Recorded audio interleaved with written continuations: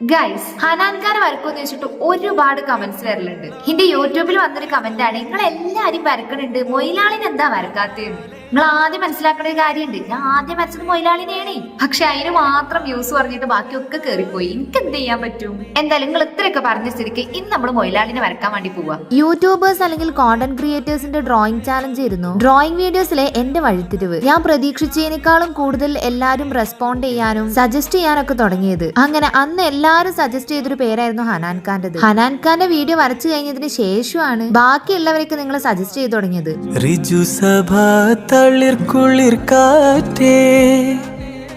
പക്ഷേ ഹനാൻഖാനെ വരച്ച വീഡിയോ മാത്രം അത്ര അങ്ങോട്ട് കേറിയില്ല. പക്ഷെ അതിന് പിറകിൽ വരച്ചവരൊക്കെയാണ് അത്യാവശ്യം കേറിപ്പോയത്. അങ്ങനെ വ്യൂസ് കുറവായതുകൊണ്ടായിരിക്കും ഹനാൻഖാനെ കണ്ണ് പെടാതിരുന്നത് നിങ്ങൾക്ക്. ഏതായാലും എനിക്ക് രണ്ടാമത്തെ തവണ വരച്ചാലും സന്തോഷമേ ഉള്ളൂ. ആദ്യം നമ്മൾ വരച്ചതിനേക്കാളും ഇംപ്രൂവ്ഡ് ആണോ അല്ലെങ്കിൽ കൊളായോ എന്നുള്ളത് നിങ്ങൾ പറയണം. അടുത്തതിനിപ്പോ ആരും നമ്മൾ വരക്കുക?